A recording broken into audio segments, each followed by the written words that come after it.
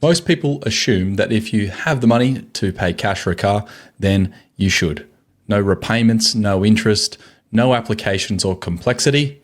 Cash is king. It's very commonly the saying thrown around. But when it comes to an eligible EV and potentially using a novated lease, that cash is king assumption may not necessarily hold up. And in this video, I'm going to show you exactly why that is. Hey guys, my name's Mitch, and if we haven't met, I cover all things personal finance, particularly those affecting the average Aussie's back pocket. But I do want to say before we get into it that this is all general information. If you're trying to make a decision such as purchasing a vehicle, you should go and speak to a trusted advisor, as every individual situation is very different, and the right answer for you may not necessarily be the right answer for the next family. But with that said, let's get into the comparison. Now, many people would have heard it before, the saying cash is king, cash is the best way to buy. And for most purchases, I would agree. Obviously, you don't have to pay any extra fees, interest. It's very, very simple. You hand over the money, you own it from day one. But purchasing an EV using a novated lease, I think is one of the few situations currently where we can sit there and look at it and really say, well, there might actually be a better way and a cheaper way than using our hard-earned money to pay for a car, a depreciating asset. And there's a few key spots where the logic of the cash purchase actually breaks down when it comes to this particular scenario. And the reason that it breaks down is because of three specific things. Now, the first and most important thing is that eligible EVs currently attract 0 FBT. And that means that the entire cost of the vehicle, the lease, the insurance, the servicing, tires, all of the things that you've got to spend to keep your car on the road can be taken out of your pre-tax income.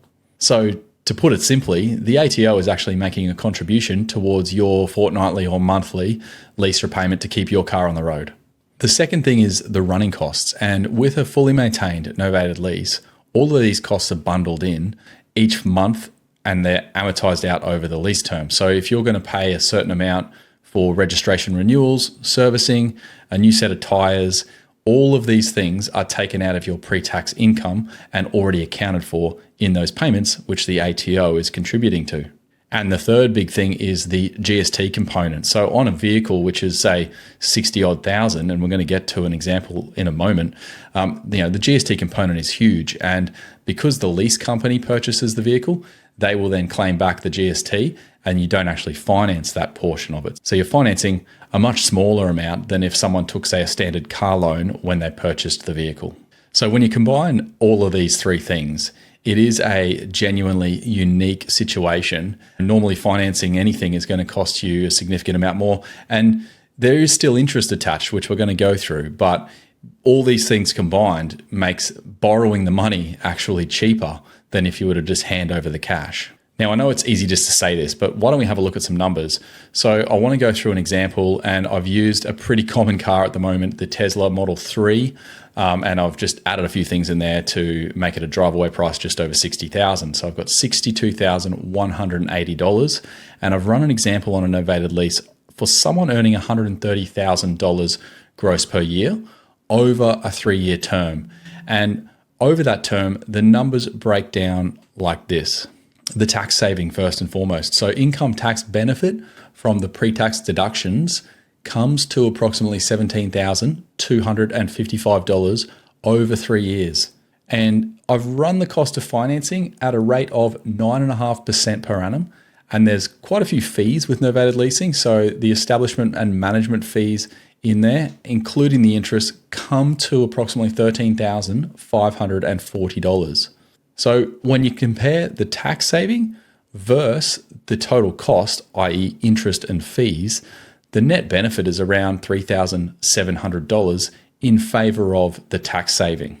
And that's before anything else is considered. So when you factor in the GST benefit and the pre-tax running cost on top of that, the calculator that I've used shows the novated lease costs approximately $5,664 less than buying the same car with cash over the full 3-year term. So to put it simply, the same car, the same 3 years, and the lease, which actually involves borrowing the money and paying interest, works out cheaper than the person who hands over all their hard-earned cash and owns the car from day one. And that is because the tax savings and concessions are doing more work than what the interest and fees cost in order to use this facility. And that's the core of the argument, but there is a little bit extra, and let's have a look at that too. Now, it gets a little bit more interesting when we factor in our mortgage offset. A lot of people on higher salaries and buying cars like this are going to have a mortgage. And it's not uncommon for people to walk into the car dealership and think, I've got this cash saved up in my home loan. My home loan is only 6% interest. It makes sense. Let's just use that. It's a cheaper interest rate. Take the money off the offset and pay for the car. So if we use this example where we've got the Tesla at $62,180 and we've got that amount of money in our offset. Now, we pay for that car, transfer it straight to the Tesla dealership, and that money is gone. Our offset is now at 0. And at a mortgage rate of 6%, that money was actually saving you approximately $3,700 per year in interest against your home loan. And over 3 years, that benefit is around $11,000. And although it hasn't disappeared or anything, it's just money that you haven't saved. Effectively, you're going to continue making your mortgage repayment and you're going to be paying more interest.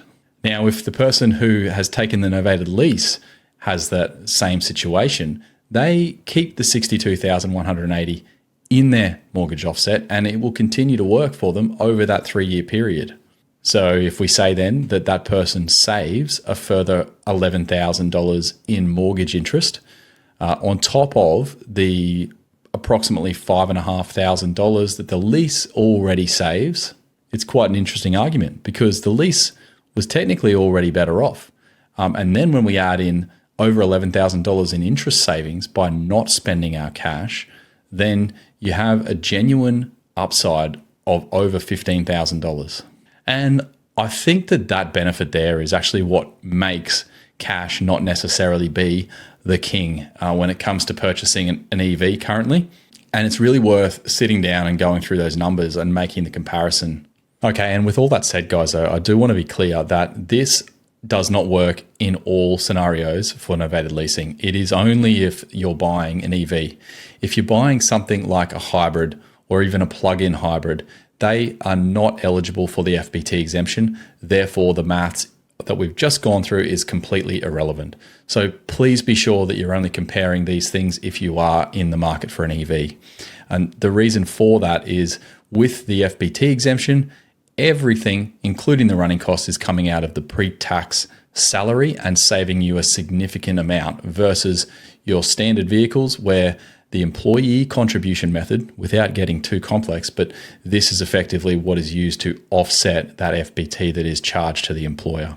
And just recapping, that's what we said on a $130,000 salary, the $17,000 or over $17,000 in tax savings over 3 years is enough to cover the interest and the fees and still be ahead.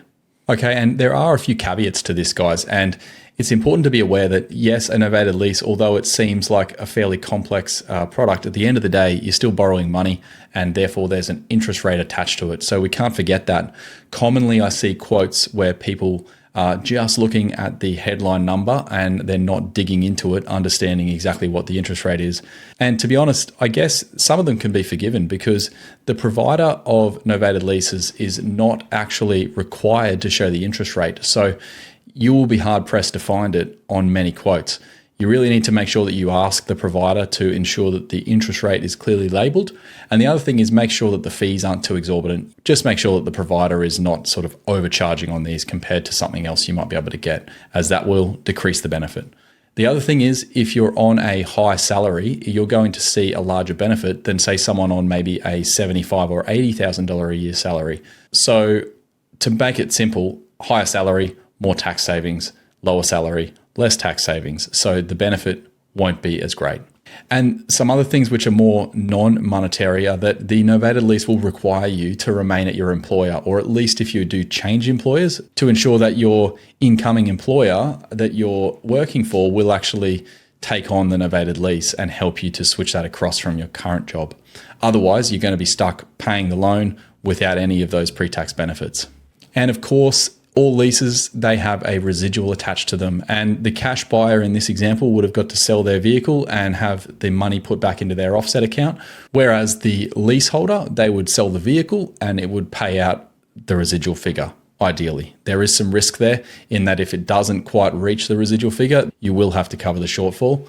And none of these reasons are deal breakers. At the end of the day, I think it's just that you need to be aware of it. Don't just sign up on a novated lease because you feel like it is the best tax break. Consider your situation. If you're going to sign a 5-year lease, are you already thinking about potentially changing jobs? If that's the case, it's probably not the best thing to do. So ensure that you consider your full situation before you go and jump into one of these agreements, as having to change it midway through can be a significant problem. And you certainly don't have the same level of flexibility if you're using a novated lease as you would if you were the cash buyer, where it has some huge benefits in that absolutely you can do whatever you want with the car. Doesn't matter if you're changing jobs, doesn't matter if you lose your job, you own the car outright and it can't be taken away from you. And before we do close, guys, I want to say if the video that we've just gone through or any of my others have been of benefit to you, I would really appreciate a simple like on the video and subscribe to the channel. It goes a really long way to increasing the motivation to put out this sort of content for you guys. Okay, and to finish off the video, guys, very, very commonly said in amongst us Aussies is that the cash is king. And in fairness, that is mostly true, but I think this is one of the exceptions to that rule where you really can consider borrowing money in order to buy yourself a depreciating asset such as an EV. And that's because the tax concessions are genuinely significant. And then when you add on top of that, you maintain that cash that you would have otherwise spent, which is going to, at a minimum, help to offset your mortgage. And that is a minimum. You could potentially go and use that to fund other things that you're looking to do or other investments if you're looking to expand your wealth. If you do want to run your own numbers, I have created a calculator that helps me break my own quotes down when I see them to try and ascertain the transparent figures. You can grab that. It is in the description. But otherwise, guys, hopefully that's been of assistance to you. If you have any questions at all or you want to run any scenarios that you think could be of benefit, pop it in the comments. I would love to hear from you. Otherwise, we'll see you in the next one.